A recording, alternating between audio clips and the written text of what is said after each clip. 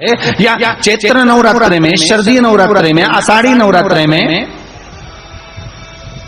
आदि पौष नवरात्र में हम शंकर की, हम जगतजननी जगदम्बा की जब स्थापना करते हैं, या हम नूतन घर का प्रवेश करते हैं, या गणेश जी की स्थापना करते हैं, या कोई दुकान को प्रवेश करते हैं, या कोई शुभ कार्य करने के लिए अग्रण्य होते हैं, तो हम कलश की स्थापना क्यों करते हैं? आज शिव महापुराण में शुरुआत में अपन शिव और पार्वती की यही संवाद को लेकर चलते हैं।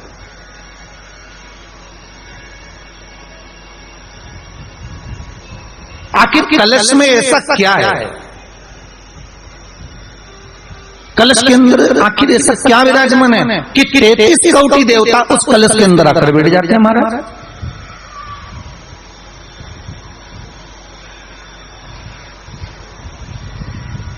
आप कोई यज्ञ करने जा रहे हो, आप कोई पोथी पुराण करने जा रहे हो, आप कोई अच्छा कार्य करने जा रहे हो, तो ब्राह्मण देवता कह देते कलश की स्थापना होगी, कलश की शोभा यात्रा निकलेगी, कलश यात्रा निकलेगी, कलश विराजमान होगा। और आज हर की पौड़ी पर, प्रयागराज में, या उज्जैनी में, नासिक में जो बड़े बड़े कुंभ के मेले होते, कुंभ का मतलब भी तो कलश से होता, उसकी महत्वता क्यों है? उस कुंभ की, उस घड़े की महत्वता कहां से प्रकट हो? शिव महापुराण की कथा कहती है महाराज, भगवान ओघड़दानी शंकर स्वयं आद्य शक्ति जगदम्बा से कहते हैं कि जगदम्बा तू क्या चाहती है बोल। तो जगतजननी जगदम्बा कहती है कि जहां मैं हूं वहां शंकर है, ये आपने कह दिया, पर जहां शंकर है वहां पार्वती का होना जरूरी है। उसके लिए सिद्ध करने के लिए एक स्थान ऐसा बनाया जाए जहां पर शंकर विराजमान है और शंकर के साथ पार्वती विराजमान है। तो शिव जी ने कहा, पार्वती उसके लिए मैं तुझे एक सुंदर कलश का निर्माण कर देता हूं। दुनिया का रचनाकार, दुनिया की रचना करने वाले महाराज, संपूर्ण ब्रह्मांड की रचना करने वाले, जिनको भगवान शिव ने स्वयं ब्रह्मदेव से कहा है कि ब्रह्मा जी तुम सृष्टि खंड को आगे बढ़ाइए, सृष्टि की रचना करिए। और आज ही के दिन, यही चैत्रीय प्रतिपदा के दिन, यही इसको कहते हैं नया संवत्सर, नया वर्ष। हिंदू धर्म में क्यों कहा जाता है? आज ही के दिन ब्रह्मा जी ने महाराज सृष्टि की रचना करना प्रारंभ करा था। आज ही के दिन भगवान शिव और ब्रह्मा का संवाद हुआ था। सीधे भगवान शंकर ब्रह्मदेव के पास जाकर बोले थे, हे ब्रह्मदेव आप सृष्टि की रचना करिए। तो ब्रह्मा जी ने पूछा था, सारे नक्षत्र आपने बनाए, सारे दिन आपने बनाए, सारी घड़ियां आपने बनाई, सारा फल आपने बनाया, मनुष्य की श्वास गिनती, काउंटिंग, अर्थात मनुष्य के शरीर की रोमावली, ये सब आपने निश्चित करी है। ईश्वर महादेव, जो व्यक्ति पथभ्रष्ट होता है, जैसे मदिरा के नशे में पड़ गया, कहीं जुए में पड़ गया, कहीं मांसाहार में पड़ गया, कहीं व्यसन में पड़ गया, कहीं गलत काम में अगर कोई जा रहा है, तो श्रम्भेश्वर महादेव के नाम से काली तिल भगवान शिव को समर्पित करी जाती है। महाराज काली तिल को वापस उठा कर ले आते हैं। उसी काली तिल को जो मदिरा का नशा करने वाला होता है या जो गलत व्यसन में डूबा हुआ होता है, उसको वो सुबह के समय अगर नहीं खाता तो भोजन के साथ उसको दिया जाए। श्रम्भेश्वर महादेव, एक बेलपत्री का भी बहुत अच्छा प्रयोग है श्रम्भेश्वर महादेव का। मदिरा पीने वालों के लिए, मांसाहार, व्यसन में, जुए में, वेश्यावृत्ति में, पर नारी में, गलत जगह पर जो डूबे रहते हैं उनके लिए पहले की कथा में उसका वर्णन किया है बेलपत्री का। श्रम्भेश्वर महादेव, एक बार सब बोलेंगे, कौन से महादेव? श्रम्भेश्वर महादेव।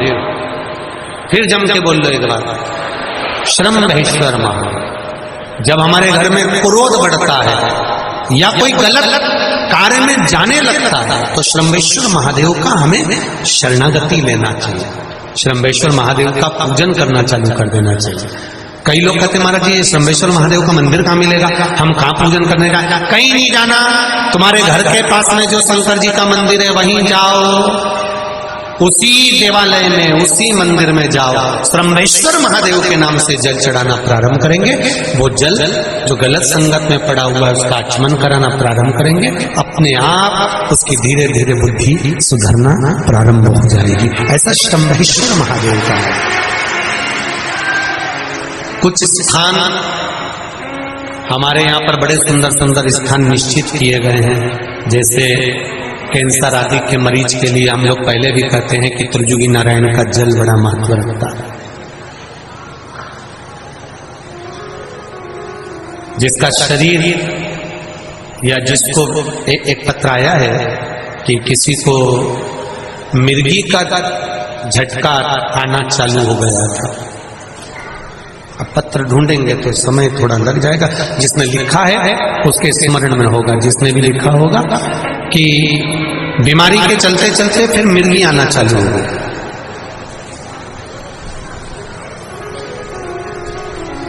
जिसने भी लिखा है वो दोनों हाथ एक बार हिला देना। जिसके लिए भी लिखा हुआ वो इतना ध्यान नहीं आ रहा।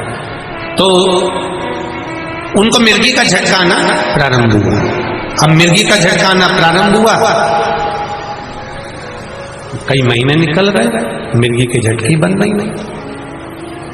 तब उन्होंने पत्र में लिखा है कि श्रम्भेश्वर महादेव का आपने जो वर्णन करा था 31 बेलपत्र वाला, गुरुजी हमने वो 31 बेलपत्र वाला प्रयोग करना प्रारंभ करा और उन्होंने पत्र में लिखा है कि मिर्गी के झटके भी बाबा की कृपा से ठीक हो गए हैं। अब कोई झटके उनको आ नहीं। श्रम्भेश्वर महादेव का जो वर्णन है, श्रम्भेश्वर महादेव का जो गुणगान है, ये कोई साधारण नहीं है। शिव महापुराण में भागवत के प्रहलाद चरित्र को लाकर रखा गया है केवल श्रम्भेश्वर महादेव के प्रागट्य के लिए। ऐसा श्रम्भेश्वर महादेव का वर्णन।